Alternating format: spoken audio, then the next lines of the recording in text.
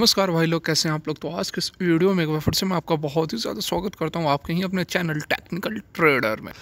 तो आज के इस वीडियो में बहुत ही कमाल की, बहुत ही ज़बरदस्त जानकारी मैं आप लोगों के लिए लेकर आया हूं। कुछ ऐसे डाटाज लेकर आया हूं जिसको देखकर, जिसको समझने के बाद आपका जो कॉन्फिडेंस है, आपका जो सीना है, काफ़ी चौड़ा हो जाएगा आलोक इंडस्ट्रीज़ को लेकर। क्योंकि जैसा कि पिछले कुछ दिन पहले क्वार्टर फोर के रिजल्ट्स आए हैं जिसमें कि 500 करोड़ के आसपास का लॉस दिखाया गया है, और ईयर एक साल पहले की यदि बात की जाए तो 1780 करोड़ के आसपास का प्रॉफिट था। तो जो आम लोग हैं, जो रिटेल इन्वेस्टर्स हैं, वो केवल इस डाटा को देखते हैं कि अभी तो लॉस हो गई और पिछले बार इतनी अच्छी प्रॉफिट थी और अब लॉस हो रही है, तो मतलब कंपनी अच्छी परफॉर्म नहीं कर रही है। पिछले वीडियो में भी मैंने आप लोग को बताया था कि इस लॉस के पीछे कारण क्या है, लेकिन इस वीडियो में मैं आपको कुछ ऐसे डाटास दिखाऊंगा जिसको देखने के बाद आपका कॉन्फिडेंस और भी बढ़ जाएगा आलोक इंडस्ट्रीज़ में। उसके साथ में और जो लॉसेस हुए हैं उसको समझने की कोशिश करेंगे कि एग्जैक्ट जो लॉस हुए हैं, जो कि प्रोविजंस वगैरह की बातें की गई थी, कुछ यहाँ पर इम्पेयरमेंट लॉसेस थी, तो उसको लेकर यहाँ पर एग्जैक्ट वो चीज़ है क्या जो कि यहाँ पर लॉस क्रिएट कर रही है। बात को काफ़ी ध्यान से आप सुने समझे तो सारा कुछ खेल आपको समझ में आ जाएगा। आलोक इंडस्ट्रीज़ किस तरह की परफॉर्म कर रही है, आने वाले समय में आलोक इंडस्ट्रीज़ कहाँ जाएगी, सारी जानकारी इस वीडियो में आपको मिलने वाली है। तो रिक्वेस्ट एक ही रहेगी कि यदि वीडियो अच्छी लगे तो लाइक ज़रूर करें, क्योंकि आपका एक लाइक हमें काफ़ी इनकरेजमेंट देती है। तो चलिए सीधे चलते हैं मुद्दे पर। देखिए, थोड़ी चार्ट की बात कर लेते हैं, फिर उस डाटास पर भी चलेंगे।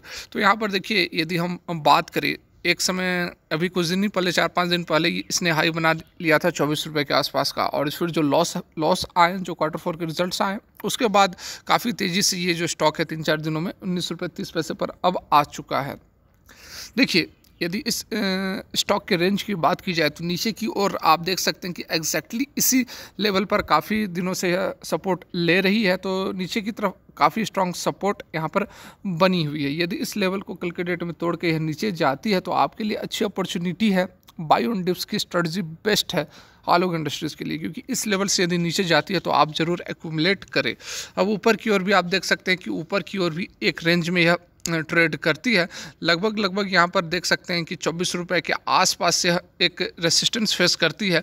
तो इस रेंज को आलोक इंडस्ट्रीज़ फिलहाल तोड़ नहीं पा रही है, लेकिन बहुत ही जल्द आपको इसमें अच्छी रैली देखने को मिलेगी। अब मैं ऐसा क्यों कह रहा हूँ, चलिए इसके क्वार्टर फोर के रिजल्ट से कुछ डाटाज इकट्ठे करने की कोशिश करते हैं। तो यहाँ पर देखिए, क्वार्टर फोर के रिजल्ट्स पर हम आ गए हैं। पिछले वीडियो में भी मैंने आप लोगों को कुछ डाटाज दिखाए थे, लॉसेस क्यों हुए हैं इस बारे में मैंने आप लोगों को बताया था। इस वीडियो में और भी आपको क्लैरिटी होने वाली है। देखिए, दूसरों के बोलने के ऊपर नहीं जाना है, खुद की रीजनिंग, खुद की एनालिसिस करनी है। आलोक इंडस्ट्रीज ऐसा स्टॉक है जिसमें कि काफ़ी लोग फंसे हुए हैं। 60 रुपये के आसपास जब यह स्टॉक ट्रेड कर रही थी उस समय काफ़ी लोग फंसे हुए हैं, और अब कोसते हैं कि ये बेकार स्टॉक है, इसमें कुछ नहीं होने वाला है, क्योंकि काफ़ी दिन से यह इसी रेंज में चल रहा है। जैसा कि मैंने अभी आप लोगों को दिखाया, 20 रुपये से लेकर 24 रुपये तक का रेंज में यह ट्रेड कर रही है। लेकिन चिंता करने की कोई बात नहीं है। अब क्यों बात नहीं है, यहाँ पर आप समझे। देखिए, किसी भी कंपनी का हमें परफॉर्मेंस देखने के लिए उसके रिजल्ट्स पर फोकस कीजिए कि कंपनी काम किस तरह से कर रही है, कंपनी का बिजनेस कैसा है, कंपनी की ग्रोथ कैसी है, कंपनी के रेवेन्यू जनरेट कैसे हो रही है, कंपनी आने वाले समय में मतलब कि क्वार्टर बाई क्वार्टर अच्छी परफॉर्म कर रही है या नहीं। आपको ये सारी बातों को समझना पड़ेगा। अब आलोक इंडस्ट्रीज़ जनरली जिन्हें कुछ नहीं पता, जो कि रिटेल इन्वेस्टर्स की बात कर रहा हूँ, जो कि स्टॉक वैसे स्टॉक की वैल्यू देखते हैं कि ये इतने दिनों से तो यह मूव ही नहीं कर रहा, तो बेकार स्टॉक है, चलो निकल जाओ, चलो लॉस भी है तो लॉस भी बुक करके निकल जाओ। नहीं, आपको फंडामेंटल एनालिसिस करनी होगी। यहाँ पर देखिए, यदि हम इसके क्वार्टर फोर के रिजल्ट से कुछ निकालने की कोशिश करें, काफ़ी कुछ आपको यहाँ पर जानकारी मिलने वाली है। देखिए, यहाँ पर यदि हम बात करें, इनकम की बात करेंगे। सबसे पहले देख लीजिए इनकम, क्वार्टर बाई क्वार्टर और ईयर ऑन ईयर की भी कंपैरिजन यहाँ पर करेंगे। बहुत ही यहाँ पर काम की वीडियो है, ज़रूर आप वीडियो के साथ अंत तक बने रहें, और यदि अच्छी लगे तो लाइक ज़रूर करें। देखिए, थोड़ा जूम कर देता हूँ। हाँ, ये देखिए, ये है आपको रेवेन्यू, ठीक है।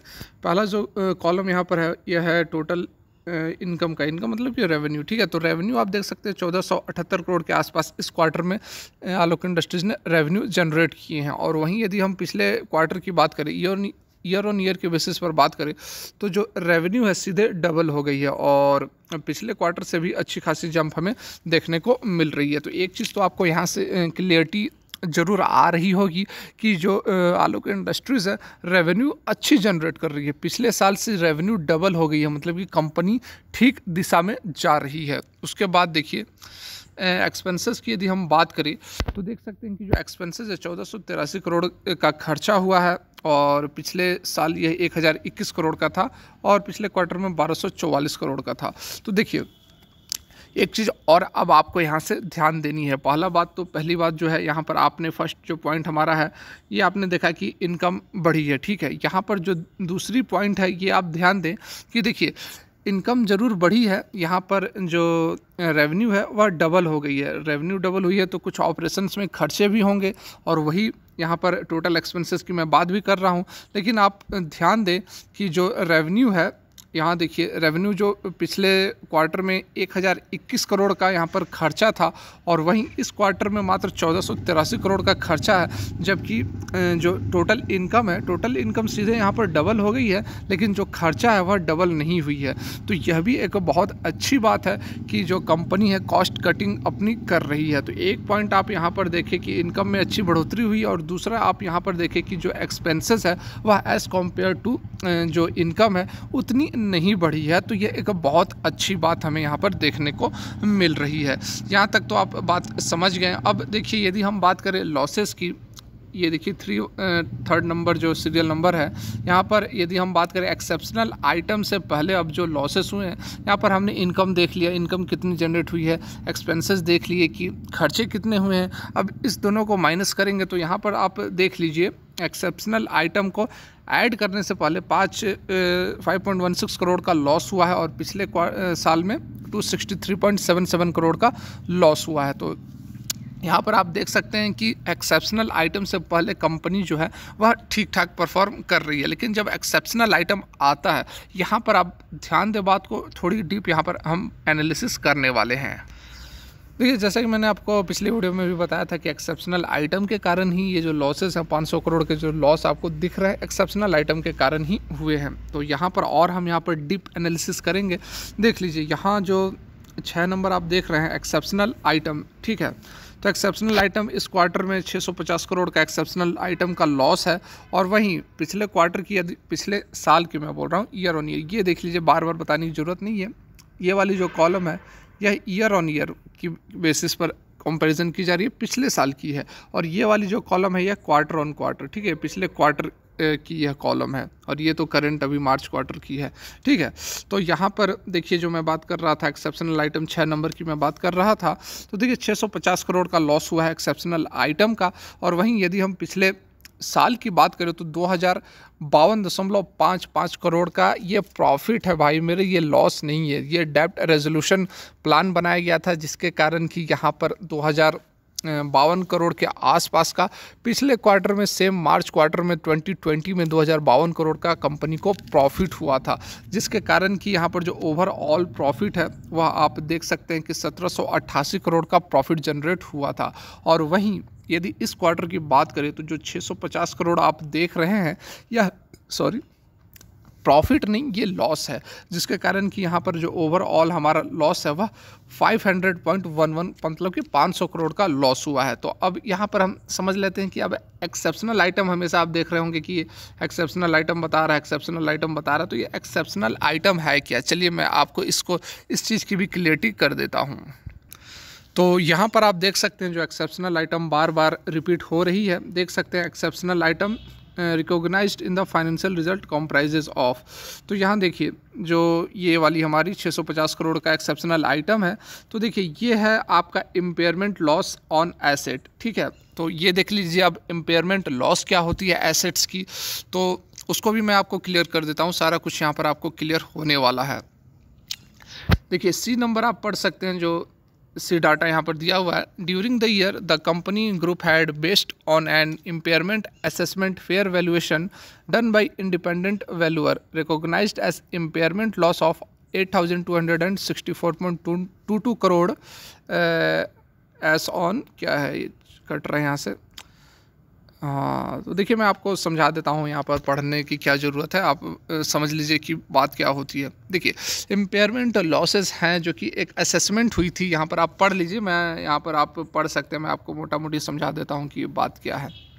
देखिए जो एक असेसमेंट हुई थी, जो टीम बनती है, इंडिपेंडेंट टीम होती है, कंपनी की जो भी इन्वेंट्री होती है, जो मशीन्स होते हैं, जो टूल्स होते हैं, उनकी यहाँ पर सर्वे किए जाते हैं कि ये मशीन कैसे हैं, मशीन आगे काम करने लायक हैं या नहीं, या यदि मशीन में डीके हुए हैं, डीके मतलब कि मशीन में यदि टूट फूट हुए हैं तो कितना हुए हैं, कंपनी मशीन्स की वैल्यू अभी कितनी बची है, समझ रहे हैं बात को। तो वही यहाँ पर असेसमेंट किया गया, जिसके कारण असेसमेंट करके 650 करोड़ के आसपास का इम्पेयरमेंट लॉस बताया गया। मतलब कि जो कंपनी के एसेट्स थे, जो कंपनी के टूल्स थे, जो कंपनी के मशीनरी थे, वह अच्छे नहीं रहे। 650 करोड़ के मशीनरी जो थे वे वेस्ट हो गए, डैमेज हो गए, उनसे अब आगे प्रोडक्शन नहीं किया जा सकता, जिसके कारण कि यहाँ पर 650 करोड़ का इम्पेयरमेंट लॉस आप कह लें, या फिर आप कह लें एक्सेप्शनल आइटम कह लें, जो भी आप कहें। यही कारण है कि यहाँ पर जो इसके Q4 के रिजल्ट्स हैं, जिसमें कि 500 करोड़ के आसपास का लॉस हमें देखने को मिल रहा है। लेकिन मैंने आप लोगों को दिखाया कि जो उसके आलोक इंडस्ट्रीज़ के जो इनकम है, इनकम में अच्छी बढ़ोतरी हमें देखने को मिल रही है, रेवेन्यू में अच्छी बढ़ोतरी हमें देखने को मिल रही है, एक्सपेंसेस जो हैं उसमें कटौती देखने को मिल रही है, जो कि एक बहुत अच्छी बात है किसी भी इंडस्ट्री के लिए।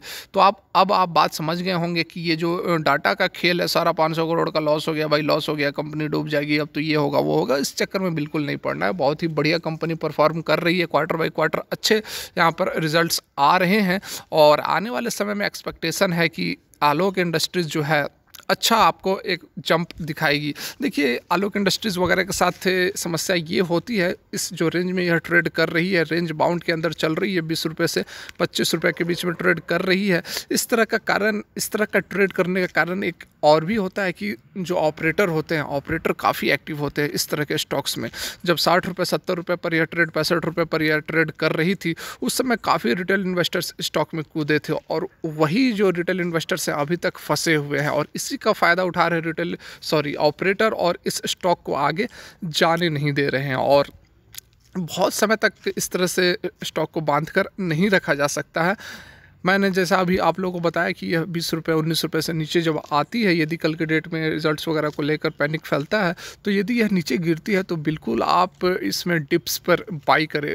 आने वाले समय में आपको होल्ड करना होगा, मिनिमम आप 1 ईयर से ऊपर इसमें होल्ड करें, जो भी आपका रेट है वह आपको रेट मिल जाएगा। तो वीडियो कैसी लगी ज़रूर बताएं।